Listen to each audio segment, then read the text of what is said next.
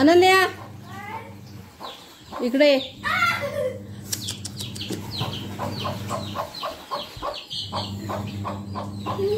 आता मी तुला दाखवते ना ते काय सांगायचं. हा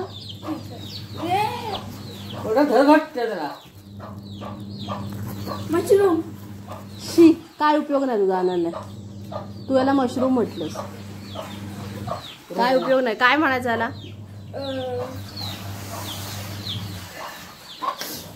रोवणं. अलकाईन सांगितले ना तुला खाणं खाणा कोणा करू. मग झालं आता. अनन्या खाशील ना. कसं राहिलंय खाशील ना. हे कसं राहिलंय ते बघा. नमस्कार, मी अनन्या. अनन्यास डायरीचं मनापासून स्वागत. आणि दरवेळी सुट्टी असली की नितेला उशिरापर्यंत झोपून राहायचं असतं. पण आज बघा तिला आज एवढी ती सकाळी लवकर उठली का. तर तिला जागेवर आलेली रौनक काढायला जायचं होतं शशीबाबांसोबत. आणि शशीबाबा आता त्याच जागेवर आलेली रौनक काढतायत. सकाळी 6 वाजता उठून गेलेली आहेत ती.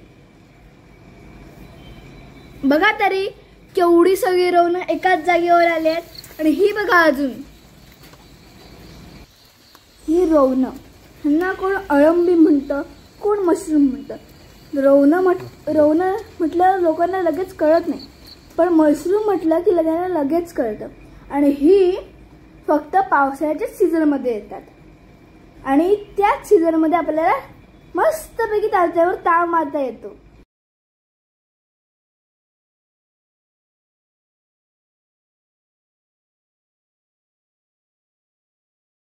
आपण म्हटलं ही फक्त पावसाळ्यात येतात आणि मस्त लागतात.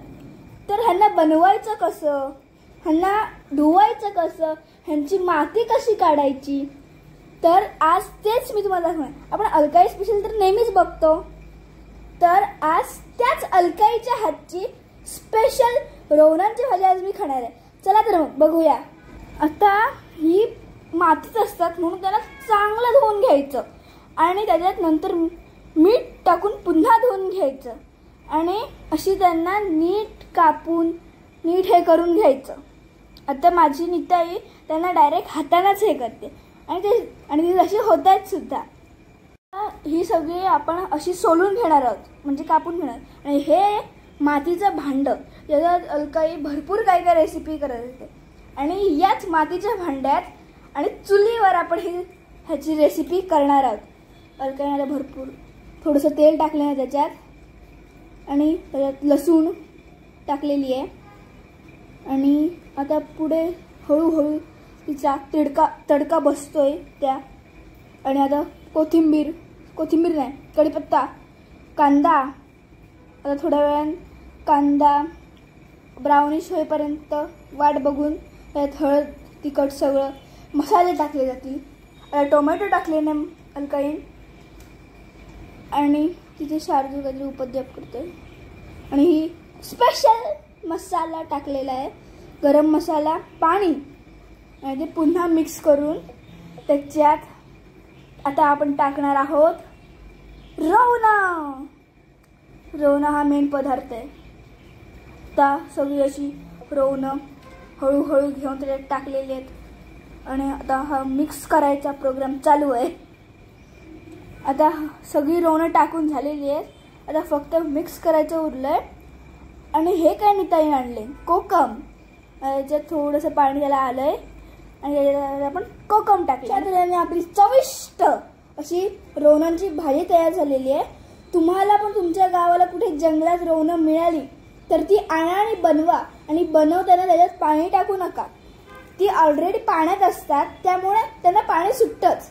आणि त्या दिवशी रौनांची भाजी खाताना आम्ही सगळे गोल बसलो आणि केळीच्या पाण्यात जेवलो. खाताना ती एकदम मस्त लागत होती. बाय. सबस्क्राईब करा आणि लाईक करायला विसरू नका. बाय. नाही आहे बाबा.